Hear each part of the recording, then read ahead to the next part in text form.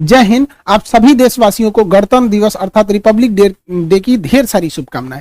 हम ये समझते हैं कि इंडिपेंडेंट डे, संविधान दिवस और रिपब्लिक डे सब में क्या अंतर होता है, इसको थोड़ा बारीकी से समझते हैं। और संविधान को 2 महीने लेट क्यों किया गया, बना के उसे लागू क्यों नहीं किया गया था, 2 महीने बाद क्यों लागू किया गया।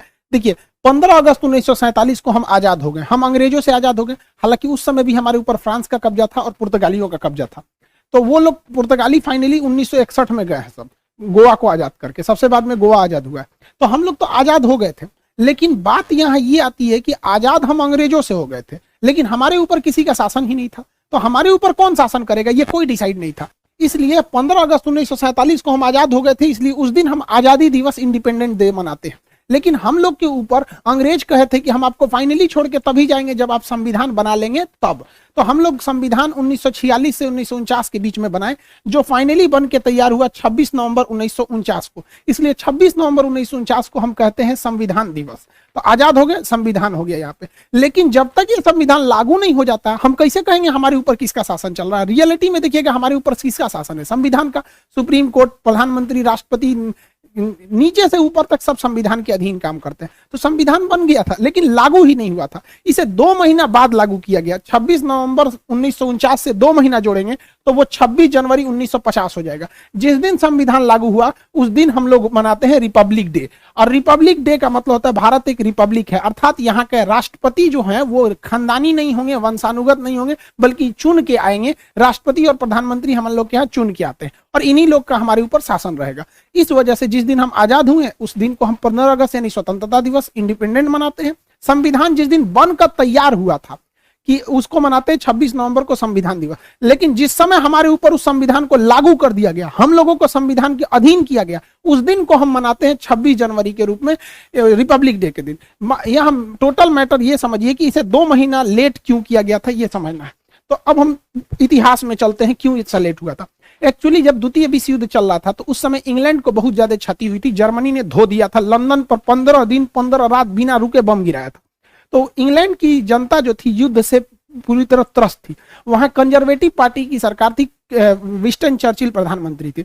उसी समय विपक्ष में जो थे लेबर पार्टी की थी, जिसके नेता थे क्लीमेंट एटली। तो क्लीमेंट एटली ने कहा था कि अगर हमारी सरकार आएगी तो हम भारत को स्वतंत्र कर देंगे। तो भारतीयों ने भी उनका समर्थन किया था और क्लीमेंट एटली की जब सरकार बनी तो वो भारतीयों को स्वतंत्र करने के पक्ष में आ गए। उन्होंने अपने 3 कैबिनेट मंत्री, आप देखते होंगे भारत में भी कैबिनेट मंत्री होते हैं, जैसे रक्षा क्षेत्र के कैबिनेट मंत्री राजनाथ सिंह है, विदेश मंत्रालय के कैबिनेट मंत्री एस जयशंकर साहब हैं। तो अलग अलग कैबिनेट मंत्री होते हैं। तो उन्होंने अपने 3 कैबिनेट मंत्रियों को भारत भेजा, जिसको 1946 में वो भारत आए थे, जिस वजह से इसे कहा गया कैबिनेट मिशन। अब ये कैबिनेट मिशन जो था इसमें 3 सदस्य थे।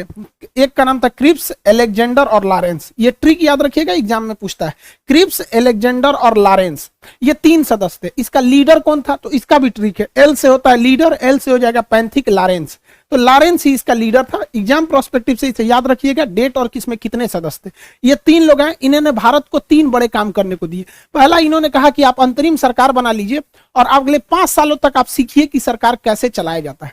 इसलिए आप देखिएगा हमारे यहाँ चुनाव, आजाद हो गए थे हम लोग 1947 में है, लेकिन हमारे यहाँ प्रधानमंत्री का चुनाव हुआ 1951 में, बने प्रधानमंत्री 52 में। यानी ये 5 साल जो सरकार चली थी वो अंतरिम सरकार चली थी, हम लोग की ओरिजिनल सरकार नहीं थी। ये अलग टॉपिक है, इसको हम आपको एप्लीकेशन के क्लास में पूरा समझा दिए। मेन आते हैं संविधान पे। इसी कैबिनेट मिशन में इन लोगों ने कहा कि आप लोग अपना एक संविधान बना लीजिए, जब तक संविधान पूरी तरह से लागू नहीं हो जाता हम आप लोग की देखरेख करेंगे, जैसे लागू हो जाएगा हम चले जाएंगे। तो संविधान बनने की प्रक्रिया चालू हुई कैबिनेट मिशन के आधार पर। यहाँ पर 1946 से बने। अब ये संविधान कौन बनाएगा, तो इसके लिए इनडायरेक्ट इलेक्शन कराया गया, अप्रत्यक्ष निर्वाचन कराया गया और जो लोग चुन के आए थे उसे संसद के सेंट्रल हॉल में रखा गया। आज भी संविधान में आज भी भारतीय संसद में कोई परंपरा होती है, कोई शपथ ग्रहण लेता है या कोई विदेशी मेहमान आता है तो सेंट्रल हॉल में ही उसे बैठाया जाता है। तो सेंट्रल हॉल में बैठ के संविधान को लिखा गया था। संविधान सभा में जो इलेक्शन हुए थे, ये एग्जाम में अक्सर क्वेश्चन पूछता है, ये चुनाव अप्रत्यक्ष रूप से किया गया था। इसमें जब संविधान सभा में चुनाव चल रहा था तो 1946 में संविधान सभा का जो गठन किया गया, उस समय 389 सदस्य थे, क्योंकि उस समय अखंड भारत था, ना बांग्लादेश टूटा हुआ था, यानी पूर्वी पाकिस्तान भी नहीं था और पश्चिमी पाकिस्तान भी नहीं था। टोटल 389 लोग मिलकर संविधान को बना रहे थे। लेकिन अगले ही वर्ष संविधान भारत का विभाजन हो गया, तो जो लोग पंजाब पाकिस्तान से चुन के आए थे वो यहां से चले गए वहां पर, जिसमें सबसे प्रमुख आप लियाकत अली का नाम सुनेंगे। लियाकत अली भारत से मतलब वित्त मंत्री थे, बाद में जाकर उधर पाकिस्तान चले गए। 1947 में जब देश का विभाजन हुआ तो 1947 में देश का विभाजन के बाद केवल 299 सदस्य ही बच गए, ये याद रखिएगा। और यही लोग मिलकर पूरे संविधान को आगे बताते गए। 47 में लिखा गया, कुछ 48 में, 49 में। फाइनली जब संविधान पर हस्ताक्षर करने की बात आई तो 1950 तक, 24 जनवरी 1950 को जब फाइनल हस्ताक्षर हो रहा था तो कई लोगों की देहांत हो चुका था। फाइनली बचे थे लोग 1950 में 284 लोग। तो फाइनली संविधान पर जो 13 किलो का हमारा संविधान है, ओरिजिनल संविधान 13 किलो का है, उस पर जो हस्ताक्षर है वो 284 लोगों का ही है। हालांकि बचे थे इतने लोग, ये लोग तो देहांत से गए थे, जिसमें 15 महिलाएं हैं। तो सोचिए, महिलाओं के हम लोग महत्व को कभी नहीं भूल सकते हैं। संविधान बना कैसे, तो इसके लिए अलग अलग कमेटी बनाई गई और उनकी जिम्मेदारी सौंपी गई कि आपकी ये कमेटी है, आपकी ये जिम्मेदारी रहेगी। राज्यों को कैसे चलाना है, ये राज्य कमेटी है, आप बताइएगा। तो अलग अलग करके ऐसे कुल 13 समितियों को बनाया गया था। 13 कमेटी बनी थी जो सहमति से अपना डिसीजन लेती थी, सर्वसहमति से नहीं होता था। सहमति जिसमें ज्यादातर लोगों की सहमति है, वही डिसीजन को मान लिया जाता था। इस समितियों में सबसे प्रमुख जो समिति थी उसका नाम था प्रारूप समिति, इंग्लिश में कहते हैं ड्राफ्टिंग कमेटी। इस ड्राफ्टिंग कमेटी के जो अध्यक्ष थे वो भीमराव अंबेडकर साहब थे। बहुत ही विद्वान, मतलब हम क्या कहें इनकी विद्वता के बारे में, उतना शब्द ही नहीं है हमारे पास। इन्होंने पूरे कमेटियों में आपस में कोऑर्डिनेशन बनाया, कहां क्या गलत है क्या सही है उसको सुधार कराया। तो भीमराव अंबेडकर 13 समितियों में जो सबसे प्रमुख समिति थी प्रारूप यानी ड्राफ्टिंग समिति, उसके चेयरमैन थे, जिस वजह से इन्हें फादर ऑफ इंडियन कॉन्स्टिट्यूशन के नाम से भी जाना जाता है।